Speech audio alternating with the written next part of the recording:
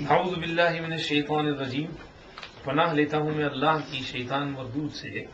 بسم اللہ الرحمن الرحیم، شروع اللہ کے نام سے جو بے حد مہربان نہایت رحم والے ہیں۔ اذن للذین یقاتلون بانہم ظلموا وان اللہ علی نصرہم لقدیر، اجازت مل گئی ان لوگوں کو جن سے قتال کیا گیا اس واسطے کہ وہ مظلوم ہیں۔ وَإِنَّ اللَّهَ عَلَى نَصْرِهِمْ لَقَدِيرٌ، بے شک اللہ ان کی مدد کرنے پر قادر ہے۔ الَّذِينَ أُخْرِجُوا مِن دِيَارِهِمْ، وہ لوگ جن کو ان کے گھروں سے نکالا گیا، بغیر حق، بغیر کسی حق کے، ناحق نکال دیا گیا۔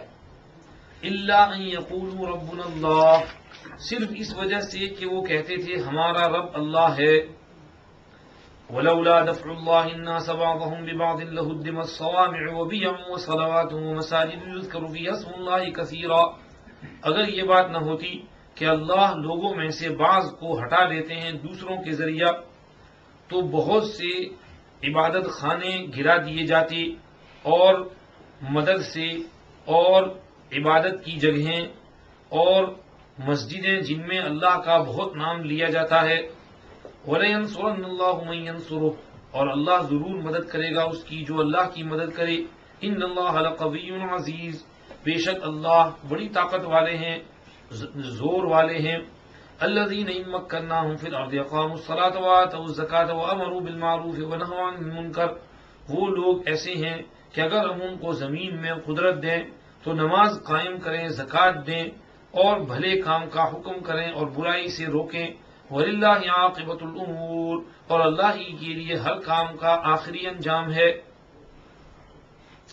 أُذِنَ لِلَّذِينَ يُقَاتَلُونَ بِأَنَّهُمْ ظُلِمُوا، اجازت ملی اور حکم ہوا ان لوگوں کو جن سے کافر قتال کرتے ہیں اس وجہ سے کہ ان پر ظلم کیا گیا ہے، بے شک اللہ ان کی مدد کرنے پر قادر ہے۔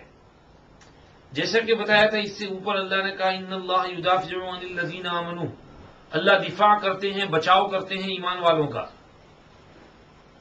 تو اللہ پاک یہاں پر وہ دفاع کس طرح سے کرتے ہیں اس کا بیان فرما رہے ہیں۔ اور یہ آیت قتال فی سبیل اللہ کے بارے میں سب سے پہلی آیت ہے جو نازل ہوئی۔ نبی کریم صلی اللہ علیہ وسلم جب تک مکہ شریف میں تھے تو قتال فی سبیل اللہ سے روکا گیا تھا، آپ کو منع کیا گیا تھا۔ 13 برس تک آپ کو بہت ستایا گیا، تکلیف دی گئی، مارا پیٹا گیا، مگر اللہ پاک نے کہا کہ کسی کے ساتھ مقابلہ نہ کرو، صبر سے کام لو۔ جگہ جگہ اللہ نے کہا فاعف عنہم واصفح ان اللہ یحب المحسنین، ان کو معاف کرو اور ان سے درگزر کرو۔ کہیں پر کہا فاصفح الصفح الجمیل، صفح جمیل اختیار کرو، صبر سے کام لو، درگزر کرو۔ تو یہی حکم آتا رہا۔ بعض مواقع پر صحابہ غصے میں بھڑک بھی اٹھتے تھے مگر رسول اللہ روکتے تھے، منع کرتے تھے کہ یہ مقام لڑائی کا نہیں ہے، یہاں قتال کرنے کی گنجائش نہیں، ماحول نہیں ہے۔ اور 13 برس تک یہ سمجھیے کہ حال رہا۔ جب صحابہ کرام کو اپنا گھر بار چھوڑنے پر مجبور کیا گیا، 2 مرتبہ ان سے ہجرت کرائی گئی، وطن چھڑایا گیا۔ ایک مرتبہ تو حبشہ بھگایا گیا، وہاں سے آئے تو پھر یہاں سے مدینہ منورہ بھگایا گیا۔ بالآخر نبی کریم صلی اللہ علیہ وسلم کو بھی اجازت ملی اور آپ بھی مکہ شریف سے ہجرت کر کے مدینہ شریف پہنچے۔ جب نکلنے لگے تو حضرت ابو بکر صدیق رضی اللہ عنہ نے کہا کہ اس قوم کا کیا حشر ہوگا جو ایک اللہ کے نبی کو اپنے وطن سے نکال رہی ہے اور بھگا رہی ہے، ضرور یہ لوگ برباد اور ہلاک ہوں گے، اللہ کا عذاب ان پر آئے گا۔ تو جب جانے لگے مدینہ شریف پہنچے تو وہاں پہنچ کر جب اطمینان کا سانس لیا تو اللہ پاک نے یہ سب سے پہلے یہ آیت اتاری کہ اذن للذین یقاتلون بانہم ظلموا، اب اجازت دی جا رہی ہے کہ تم سے بہت لڑائیاں کی گئی ہیں اور تم مظلوم ہو، ظلم کیے گئے ہو، لہذا اب تم اپنا بچاؤ کرو، دفاع کرو اور مقابلہ کرو۔ یہ اجازت کے لیے یہ آیت اتری۔ اسی طرح اللہ پاک نے 5ویں پارے میں اسی مضمون کی دوسری آیت اتاری، الم تر الی الذین قیل لهم کفوا ایدیکم واقیموا الصلاة وآتوا الزکاة فلما کتب علیہم القتال اذا فریق منهم یخشون الناس کخشیۃ اللہ واشد خشیہ۔ اسی طرح اللہ پاک نے دوسرے پارے میں سورہ بقرہ میں آیت اتاری، کتب علیکم القتال وهو کرہ لکم وعسى ان تكرهوا شيئا وهو خير لكم وعسى ان تحبوا شيئا وهو شر لكم والله يعلم وانتم لا تعلمون۔ یہ وہ آیتیں ہیں جن میں اس کی اجازت دی گئی کہ اب تم پر بہت ظلم ہوا ہے اور اب تم سیٹل ڈاؤن ہوئے ہو تو اب مقابلہ کر سکتے ہو۔ چنانچہ پھر جو ہے مقابلے ہوتے رہے، مکہ والے پھر بھی اپنے آپ کو زیادہ طاقت والے سمجھتے تھے، وہی چھاپا مارنے کے لیے آتے تھے۔ حالانکہ مکہ مکرمہ سے مدینہ منورہ کتنا دور ہے، اونٹ کے اوپر کم سے کم 8-10 دن کا سفر ہے، تو وہ سفر کر کے صرف مارنے کے لیے آتے ہیں۔ اور مدینہ شریف کے اطراف میں جہاں مسلمانوں کے اونٹ چر رہے ہوں یا کوئی چرواہا یا اکا دکا کوئی ہو تو اس کو پکڑ کے مار ڈالتے تھے، اونٹ وغیرہ ہانک کر کے لے جاتے تھے، چوری کر لیتے تھے، قافلوں کو لوٹ لیتے تھے، یہ شرارتیں کر کے بھاگ جاتے تھے۔ تو اس طرح پھر حضور پاک صلی اللہ علیہ وسلم کی بھی اب جب اجازت ملی تو آپ صلی اللہ علیہ وسلم نے بھی پہلے تو چھوٹے چھوٹے دستے بھیجنا شروع کیے۔ جب اطلاع آتی کہ ادھر سے کچھ لوگ ہیں اور آ رہے ہیں تو آپ صلی اللہ علیہ وسلم 10-20 کا چھوٹا دستہ بھیج دیتے، اور سمجھیے کہ اس طرح سے بعض مرتبہ مقابلہ ہوتا، بعض مرتبہ یہ لوگ دیکھ کر ڈر کر بھاگ جاتے۔ اس طرح کی کیفیت ہوتی رہی، یہاں تک کہ تقریباً 1.5 سال اس طرح گزرے، کئی مرتبہ انہوں نے چھاپے مارے۔ 1.5 سال بعد پھر غزوہ بدر پیش آیا، 17 رمضان سن 2 ہجری۔ آپ صلی اللہ علیہ وسلم ماہ ربیع الاول میں ہجرت کر کے تشریف لائے تھے، پہلا رمضان گزر گیا، دوسرا رمضان جب آتا ہے سن 2 ہجری میں تو یہ وہ مہینہ ہے جس میں واقعہ بدر پیش آتا ہے، جس میں مکہ کے مشرک 1000 کو لے کر کے مدینہ منورہ کو کچلنے اور پیسنے کے لیے چل پڑے ہیں، اور ادھر مدینہ والے نہتے ہیں، کچھ بھی نہیں ہے، مقابلہ ہوتا ہے۔ اللہ رب العزت والجلال اہل مدینہ کو، آپ صلی اللہ علیہ وسلم کو فتح نصیب فرماتے ہیں۔ تو یہ سب سے پہلی بڑی جنگ جو ہے وہ ہوئی ہے۔ اس کے بعد تو پھر مقابلے ہوئے، اس کے بعد بڑی جنگ ہوئی غزوہ احد، اور اس کے بعد بڑی جنگ ہوئی غزوہ خندق۔ یہ ساری جنگیں قریش کے ساتھ ہوتی رہیں، اور اس درمیان اور قبائل کے ساتھ بھی کچھ جنگیں ہوئی، مثلا سن 4 ہجری میں غزوہ بنو المصطلق، غزوہ مریسی ہے۔ یہ مدینہ شریف سے کچھ نزدیک، مکہ جتنا دور نہیں، اس سے کچھ پہلے ایک قبیلہ تھا، یہ بڑے غنڈوں پر مشتمل تھا اور بڑا لٹیرا اور ڈاکہ ڈالنے والا، اور انہوں نے آپ صلی اللہ علیہ وسلم نے ان کے پاس دعوت دینے کے لیے آدمی بھی بھیجے، مگر انہوں نے سمجھیے رد کیا۔ تو ایک موقع پر حضور پاک صلی اللہ علیہ وسلم نے اقدام فرمایا، اور پھر سمجھیے کہ یہ قبیلہ جو ہے کنٹرول میں آ گیا۔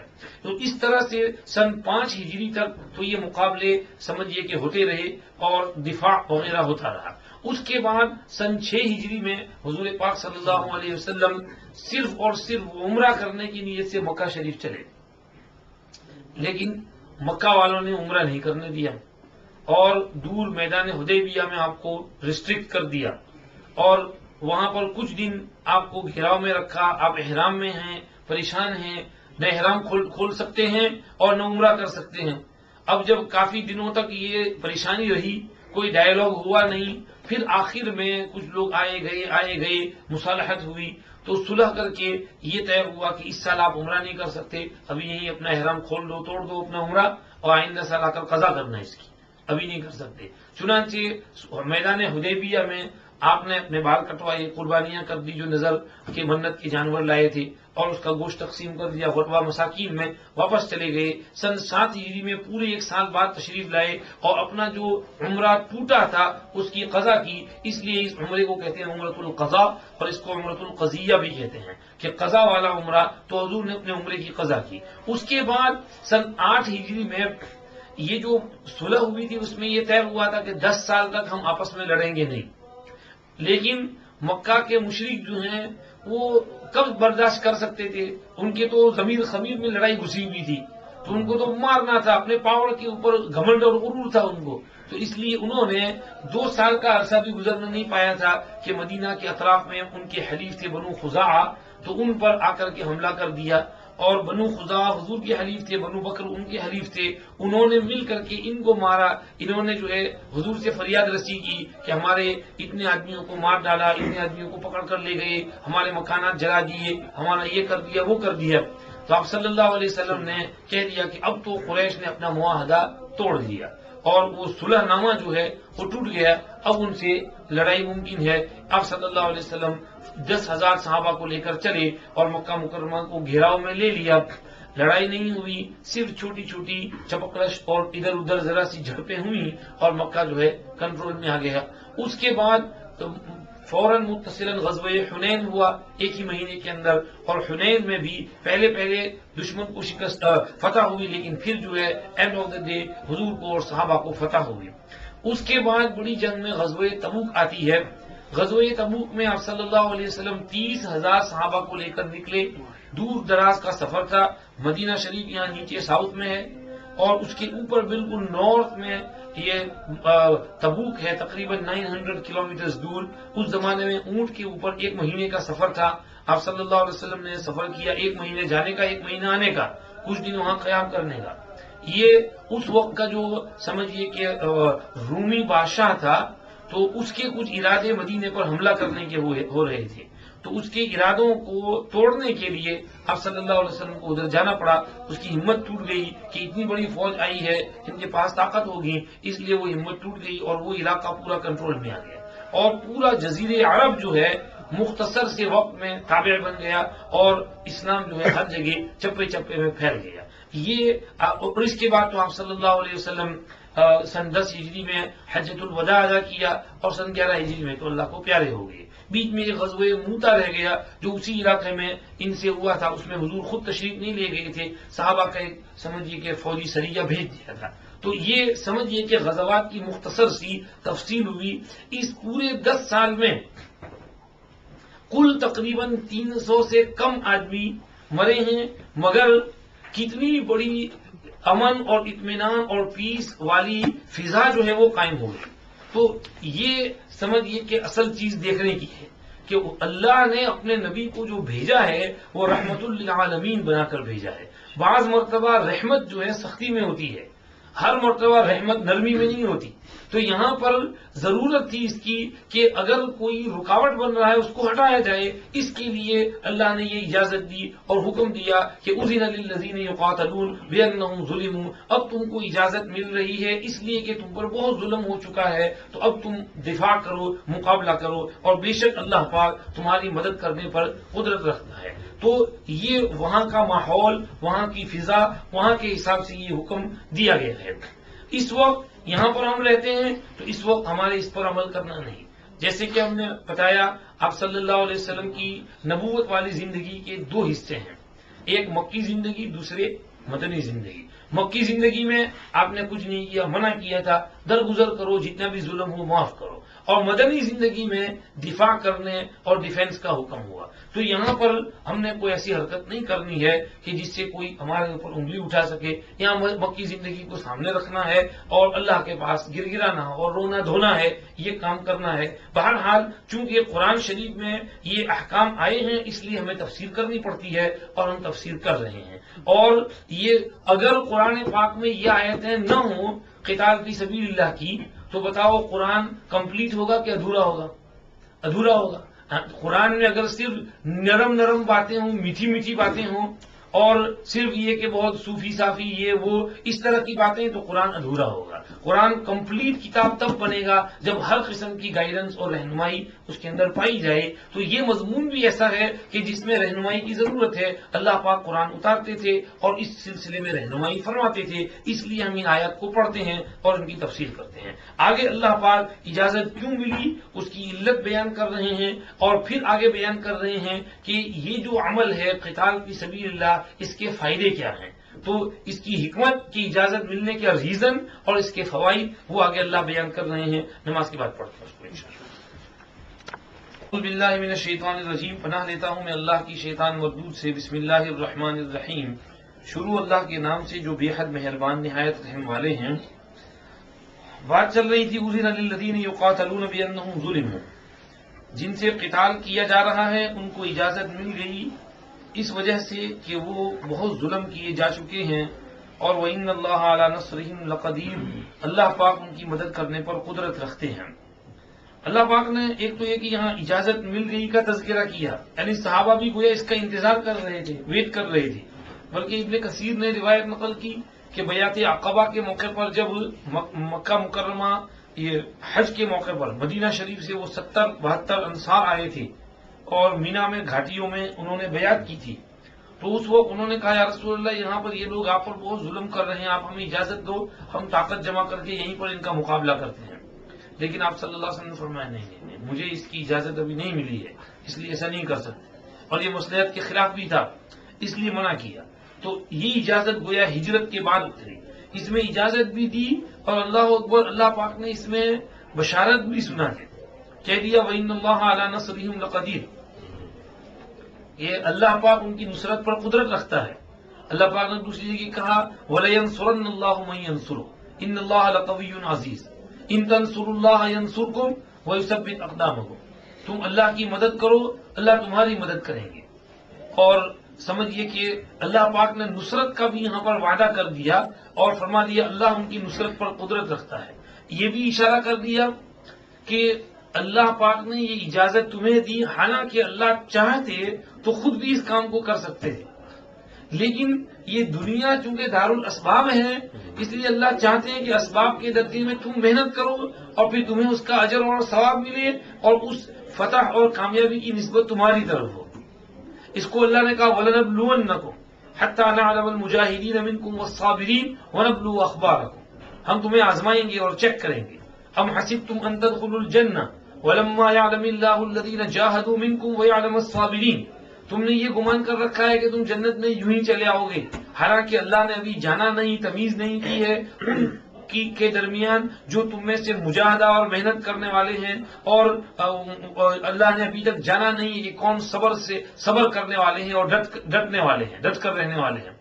تو یہ اللہ پاک چاہتے ہیں کہ ٹیسٹ کریں، اسی لیے علامہ تاج الدین سبکی رحمۃ اللہ علیہ نے لکھا کہ اللہ پاک نے غزوہ بدر میں صحابہ کی مدد کے لیے 5000 فرشتے نیچے اتارے، حالانکہ بدر کی لڑائی میں آنے والے مشرک کتنے تھے؟ 1000، اور ان 1000 کو اگر سب کو ختم کرنا ہو تو ان کے لیے ایک اکیلے حضرت جبریل علیہ السلام بھی کافی تھے۔ ان کے 600 پڑ ہیں، 2 پڑ اتنے بڑے کہ پھیلائیں تو مشرق سے مغرب تک ڈھانک دیں، تو انہوں نے قوم لوط کی پوری بستی جو ہے وہ اس طرح اکھاڑ دی تھی جس طرح ہم اورنج کا چھلکا پیل کرتے ہیں، اور اوپر لے جا کر کے پلٹ دیا تھا اور ساری بستی دب گئی تھی۔ تو وہ ایک اکیلے جبریل بھی اس کام کو کر سکتے تھے، مگر اللہ نے 5000 فرشتے اتارے۔ کیوں؟ اس کی وجہ یہ ہے کہ اللہ چاہتے تھے کہ اصل لڑائی اور قتال صحابہ کریں، اور فرشتے صرف پشت پناہی کریں، ذرا سپورٹ دیں، سہارا دیں، تاکہ اس فتح کی نسبت فرشتوں کی طرف نہ ہو، صحابہ کی طرف ہو۔ تو اللہ صحابہ کو یہ احساس دینا چاہتے تھے کہ تمہاری محنت، تمہاری محنت کا ثمرہ اور اس کا صلہ ہے، ہم نے پیچھے سے تو صرف تم کو سپورٹ اور سہارا دیا ہے۔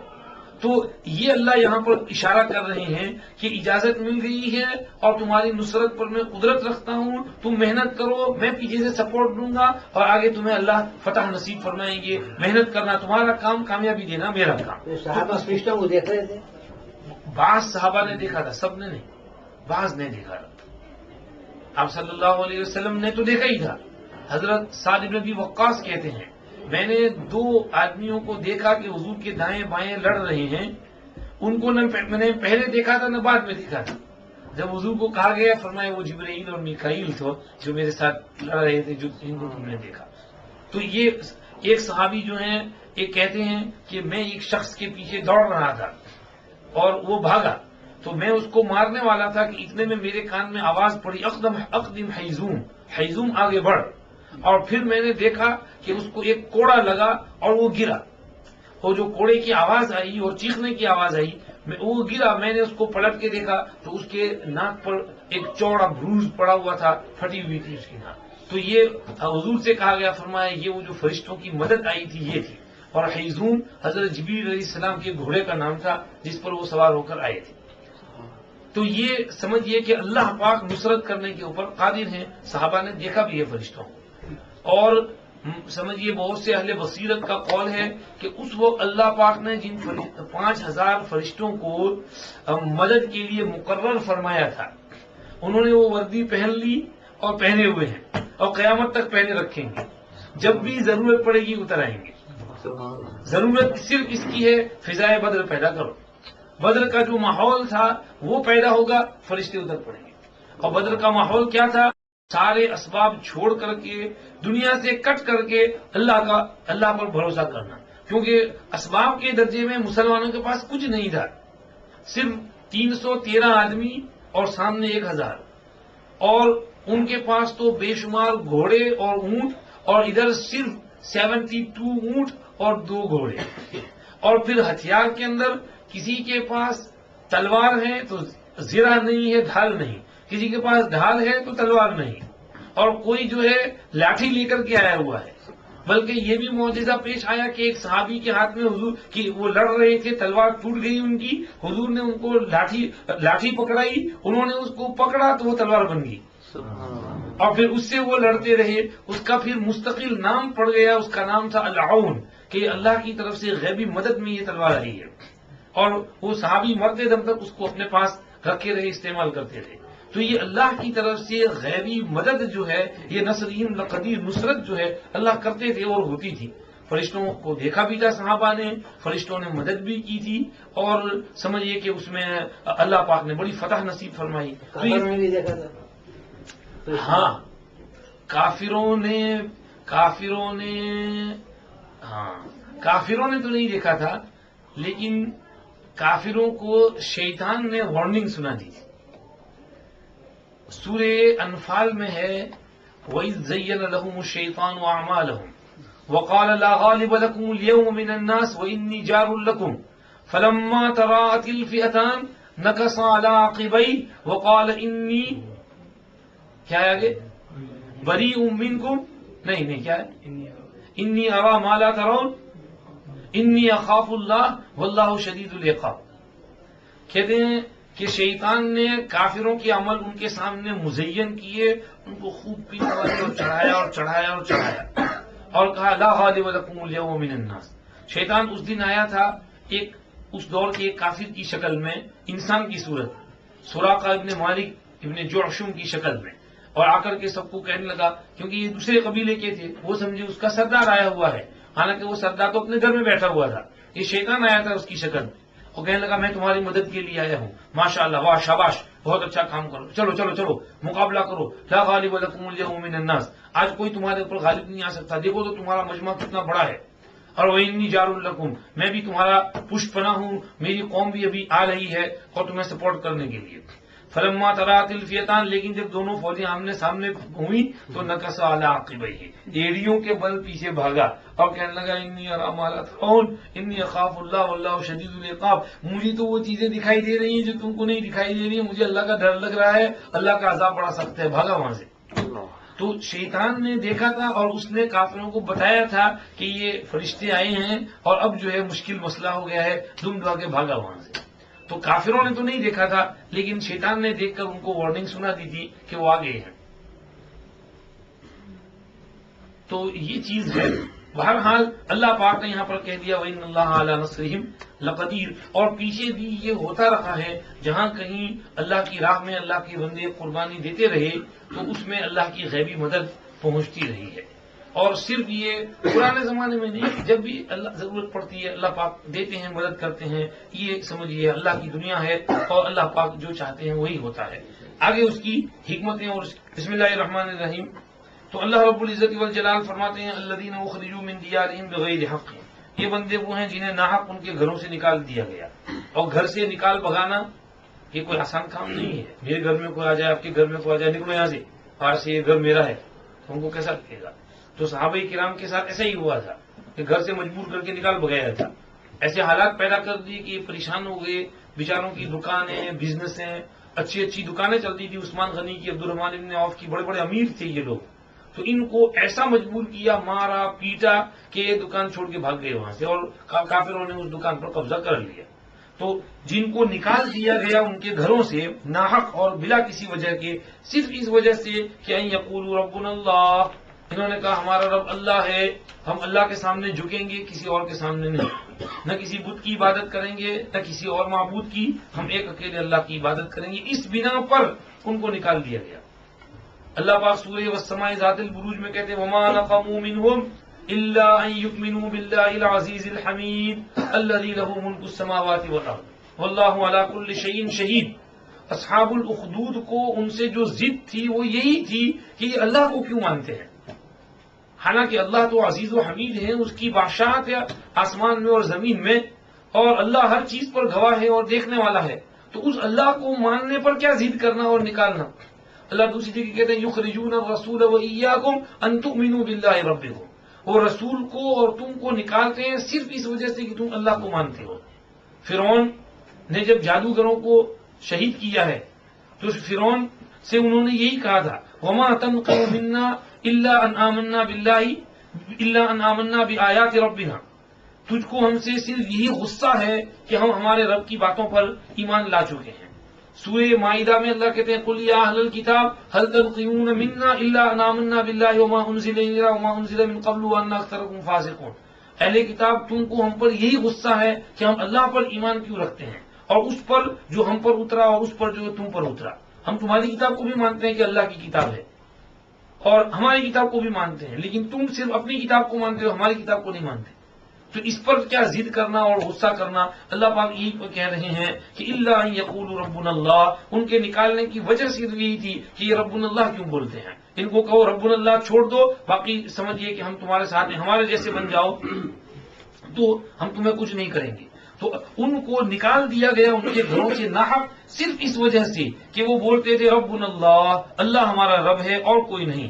اسی لیے دوسری جگہ کیا فرمایا ان الذين قالوا ربنا الله ثم استقاموا تتنزل عليهم الملائكة الا تخافوا ولا تحزنوا وابشروا بالجنة التي كنتم توعدون.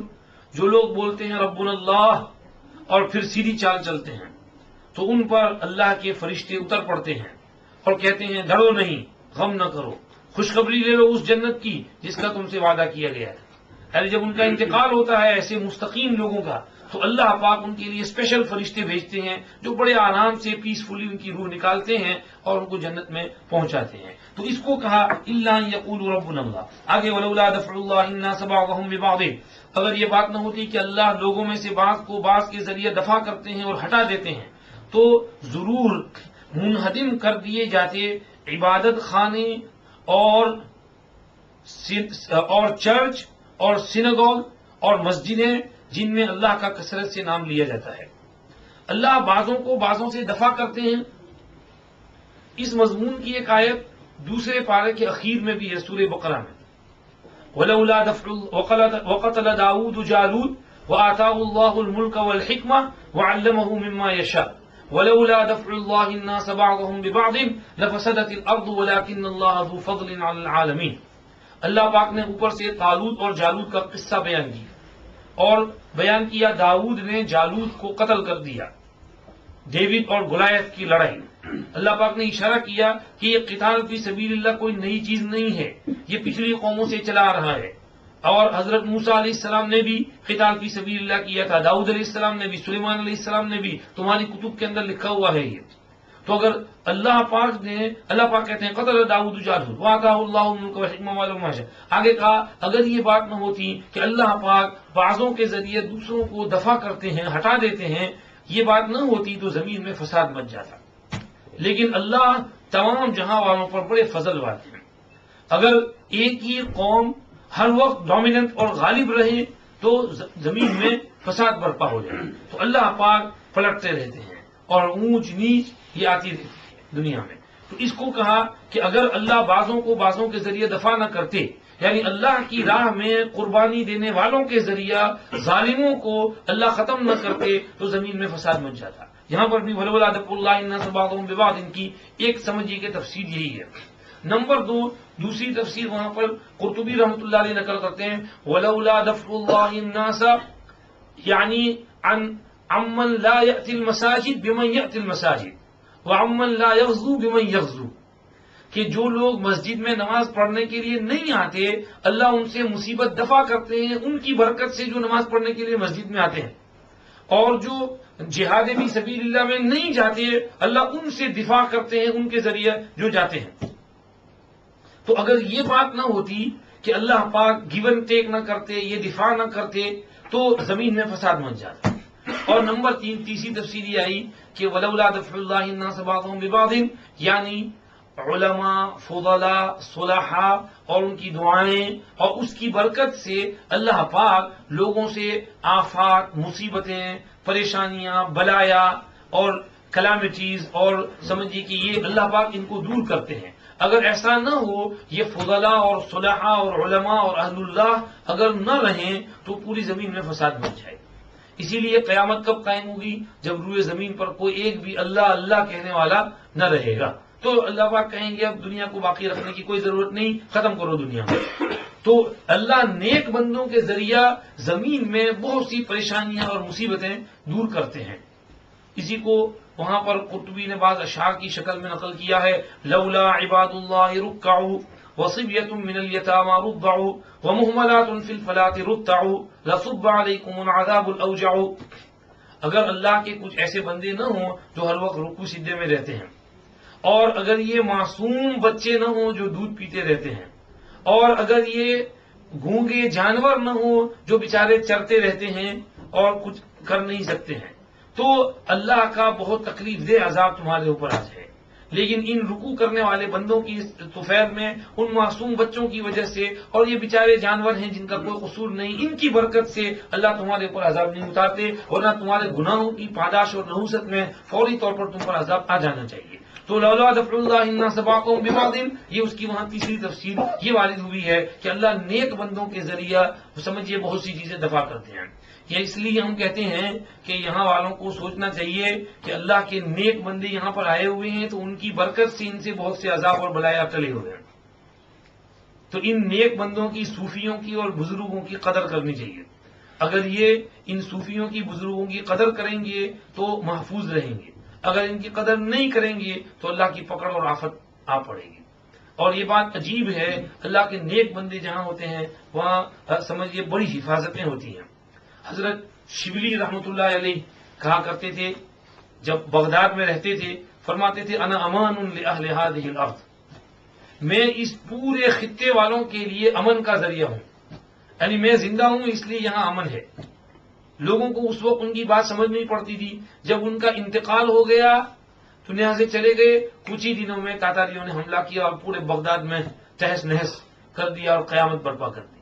تب لوگوں کو سمجھ میں آیا کہ واقعی یہ اللہ کا صوفی بندہ تھا، یہ دعائیں کرتا، تہجد پڑھتا تھا، تو اس کی برکت سے سارے سمجھیے کہ باتیں بنی ہوئی تھیں.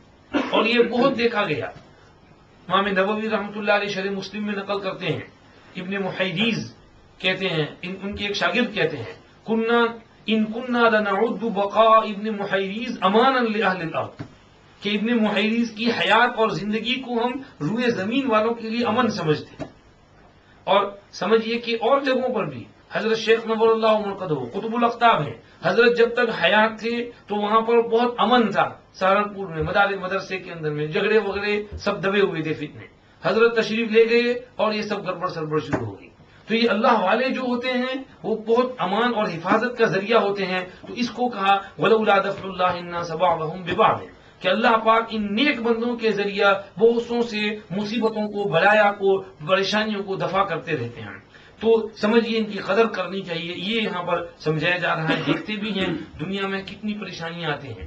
ابھی کیلیفورنیا میں وائلڈ فائر آیا ہے جی، اور کہیں پر میکسیکو کے اندر سیویئر وہ فلڈز آئے، اور وہ بالکل وہ ہریکین کٹرینا جو آئی تھی نیو اورلینز میں، بالکل اس کے جیسے اور مشابہ، اور کتنے 100 آدمی اس کے اندر مر گئے اور ملینوں کا نقصان ہوا، مکانات ختم ہو گئے اور پورا انفراسٹرکچر جو ہے متاثر ہوا. یہی نہیں، یہاں پر جو ہے فلڈ وارننگ ہے ساؤتھ ایسٹ میں اپسوچ اور سفولک کے ایریے میں، کہ وہاں پر دریا میں تلاطم ہے اور سمجھیے وہاں پر جو حالات ہیں.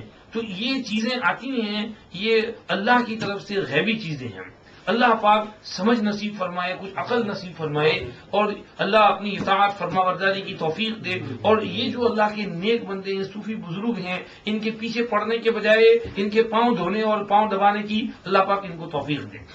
ہرقل جو ہے بچ گیا تھا، اس کی حکومت 700 برس تک رہی، لیکن کسرا جو ہے ختم ہو گیا. چند ہی سالوں میں 10-20 سال میں ختم ہو گیا. وجہ کیا تھی؟ کسریٰ نے حضور کے خط کو پھاڑ دیا تھا، ٹکڑے کر دیے تھے، اور ہرقل نے حضور کے خط کا رسپیکٹ کیا تھا. اس کو ایک گولڈن سنہری اس کے ٹیوب کے اندر رکھا تھا محفوظ، اور اس نے اپنی عقیدت کا اظہار کیا تھا کہ یہ سچے نبی ہیں. اور یہ جو ہے میری اس پاؤں کے نیچے جو زمین ہے یہ بھی ان کے قبضے میں جائے گی.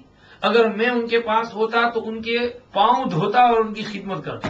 بخاری شریف میں یہ لفظ ہے وَلَوْ كُنْتُ عِنْدَهُ لَغَسَلْتُ عَنْ قَدَمَيْهِ.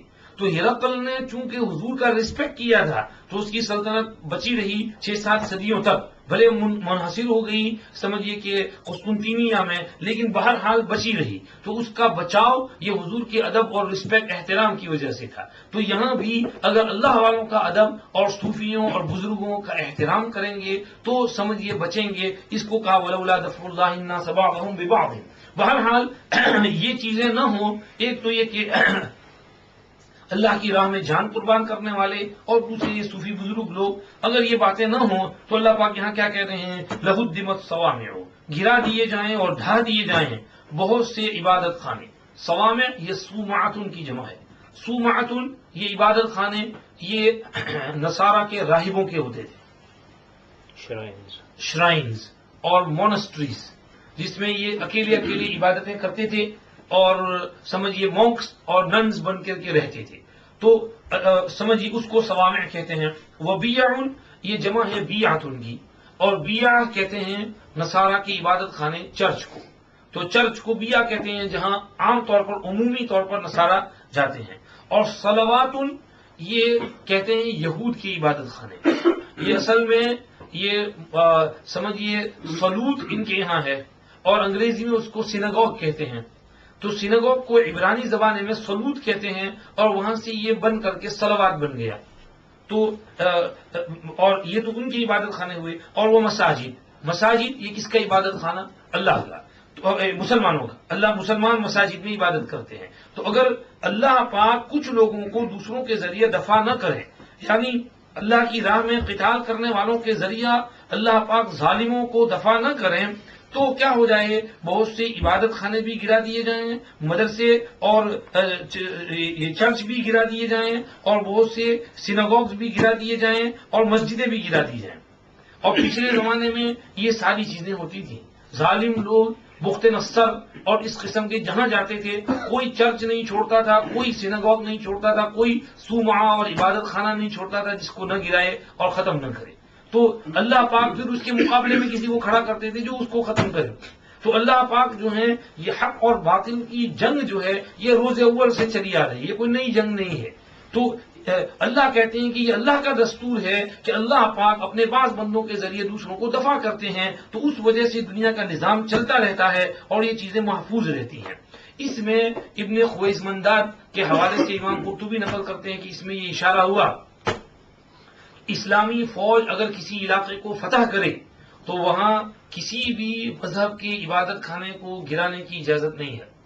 نہ کسی چرچ کو گرائیں، نہ کسی سینگوگ کو گرائیں، اور نہ کسی کے عبادت خانے کو گرائیں، بلکہ ان کو ان کے حال پر رہنے دیں اور ان کو ان میں اپنے طرز پر ان میں عبادت کرنے دیں. اور سمجھیے اگر وہ مصالحت سے رہنا چاہتے ہیں اور جزیہ ادا کر دیتے ہیں تو ہمیں ان سے کوئی دشمنی نہیں ہے، رہیں اپنے مذہب پر عبادت کریں، اور اس کی اجازت ہے. امام قرطبی رحمۃ اللہ علیہ یہ مسئلہ نقل کرتے ہیں. البتہ امام قرطبی آگے لکھتے ہیں کہ نئے عبادت خانے بنانے کی اجازت نہ دی جائے، اس لیے کہ ہم چاہتے ہیں کہ وہ اسلام میں داخل ہوں، اور اسلام میں جب آئیں حق کو ایکسپٹ کریں، جہنم سے بچ جائیں، جنت کے حقدار ہو جائیں. تو ہم کو ان کی ہمدردی ہے، ہم چاہتے ہیں کہ وہ اہل جنت بن جائیں، اس لیے ہم ان کو کہتے ہیں کہ نئی عبادت خانہ نہ بناؤ، اور سمجھیے تمہارے پرانے جو ہیں ان کو ان کے حال پر رہنے دو، اور ان کو ہم تمہیں نہیں چھیڑیں گے، ان میں تم عبادت کرنا ہو کرو، لیکن اسلام میں آؤ، پڑھو، اسٹڈی کرو، مطالعہ کرو، اور اس میں اس کو دیکھو کتنا پیسفل مذہب ہے، اس میں داخل ہو کر کے اپنی آخرت بناؤ. یہ ہم چاہتے ہیں. آگے وہ مساجد یوز کرو فی اسم اللہ کثیرہ، یہ یوز کرو فی اسم اللہ کثیرہ ریفرنس کس کی طرف ہے؟ اس میں دو قول ہیں.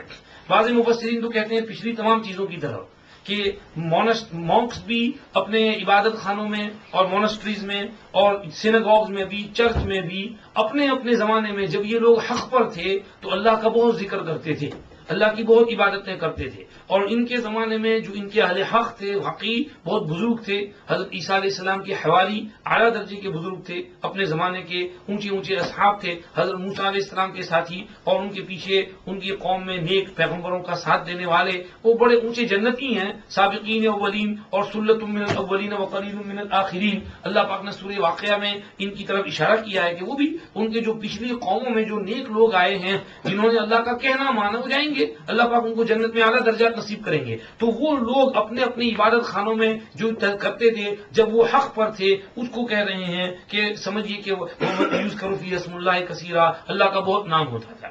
تو اب تو جو ہے مساجد آ گئی، دین اسلام آ گیا، تو اس لیے اب جو ہے اللہ کا نام کہاں لینا صحیح ہے؟ مسجد میں۔ اور اسی لیے نمبر دو دوسرا قول یہ ہے کہ یوز کرو فی حسم اللہ کثیرا، اس میں ضمیر جو ہے صرف مساجد کی طرف لوٹ رہی ہے، اس لیے کہ اب اس زمانے میں ذکر اللہ وہی معتبر جو مسجد میں کیا جائے۔ نبی پاک صلی اللہ علیہ وسلم جب تشریف لے آئے تو آپ نے کہہ دیا لو کان موسیٰ حیا لما وسعہ الا اتباعی، اگر موسیٰ بھی اس وقت زندہ ہوتے تو میرے فالو کیے بغیر ان کو چارہ نہیں تھا۔ تو جو حضور جب تشریف لے آئے ساری شریعتیں منسوخ ہو گئیں، تو اب جو ہے عبادت خانہ جس میں اللہ کا ذکر معتبر یہ مساجد ہے، اور اللہ پاک نے مساجد یوز کرو فی اسم اللہ کثیرا، اللہ اکبر، اس میں اللہ پاک نے کیا اشارہ کر دیا؟ مسجد بنانے کا ایم اور مقصد، مسجد کیوں بنتی ہے؟ دیکھیے مسجد کو مسجد کہتے ہیں کیونکہ مسجد میں ہم نماز پڑھتے ہیں، اور نماز میں 3 بڑے بڑے رکن ہیں، قیام، رکوع، سجدہ، اور ہم جہاں نماز پڑھتے ہیں اس کو مقام نہیں کہتے، مرکع نہیں کہتے، بلکہ مسجد کہتے ہیں، سجدہ کی جگہ، اشارہ کرنے کے لیے کہ مین عبادت سجدہ ہے، نیچے پیشانی کو رگڑنا ہے، اس لیے اس کو ہم مسجد کہتے ہیں۔ رکوع کرنے کی جگہ یا قیام کرنے کی جگہ نہیں کہتے، سجدہ کرنے کی جگہ کہتے ہیں۔ اسی لیے نبی نے کہا بندہ اپنے رب کے سب سے قریب اس وقت ہوتا ہے جب سجدے میں ہوتا ہے، تو جب انسان سجدے میں سر ٹیکتا ہے اللہ کے بہت نزدیک ہوتا ہے۔ اور دنیا میں اللہ کو مخلص، اللہ کو سجدہ کرنے والی کوئی قوم اگر ہے اخلاص کے ساتھ، وہ کون ہے؟ مسلمان، کہ مسلمان کسی بھی چیز کو شرک کیے بغیر اللہ کے سامنے سجدہ کرتا ہے۔ اور فرض کرو اور دنیا میں اللہ کی سب سے زیادہ عبادت کرنے والی کوئی قوم اگر ہے تو وہ مسلمان۔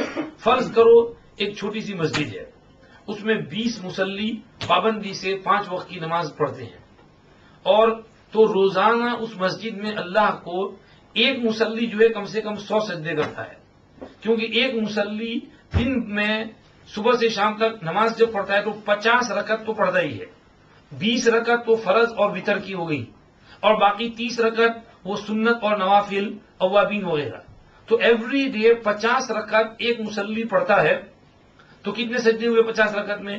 100 سجدے، 100 سجدے ہو گئے ایک مصلی کے۔ 20 مصلی اس مسجد میں نماز پڑھتے ہیں تو روزانہ کے کتنے سجدے ہوئے اس مسجد میں؟ 2000 سجدے ہوئے، ہے جی۔ اور روزانہ کے اگر 2000 سجدے ہوئے تو اس کو 365 ڈیز کے ساتھ ملٹیپلائی کرو، تو 365 ٹائمز 2000 کتنے ہو جائیں گے؟ 365 کے، ہے جی، 7.5 لاکھ کے قریب، 7.5 لاکھ۔ ایک چھوٹی سی مسجد میں سال بھر میں اللہ کو 7.5 لاکھ سجدے ہو رہے ہیں،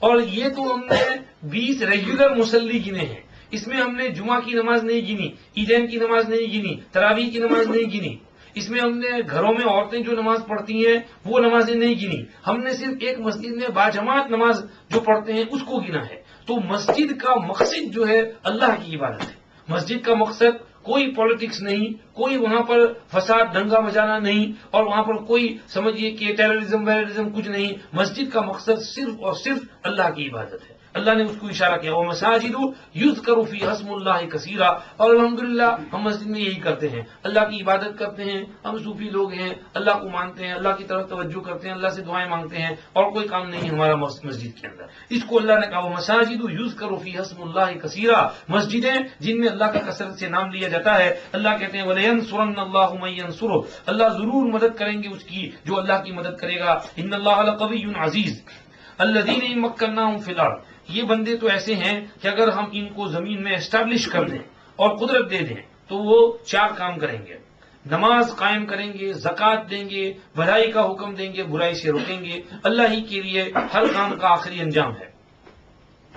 اللہ نے اشارہ کر دیا قتال فی سبیل اللہ کی حکمت، مصلحت اور اس کی ضرورت اور اس کے فوائد کیا ہیں.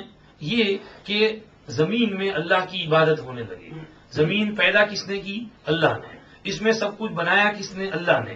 انسان کو بنایا اللہ نے. انسان کو بنانے کی حکمت وما خلقت الجن والانس الا لیعبدون. تو یہ روئے زمین پر اللہ کی عبادت ہونی چاہیے. اللہ کہتے ہیں کہ ہم نے تم کو اذن للذین یقاتلون بانہم ظلموا، قتال کی اجازت دی تاکہ زمین میں اللہ کی عبادت ہونے لگے.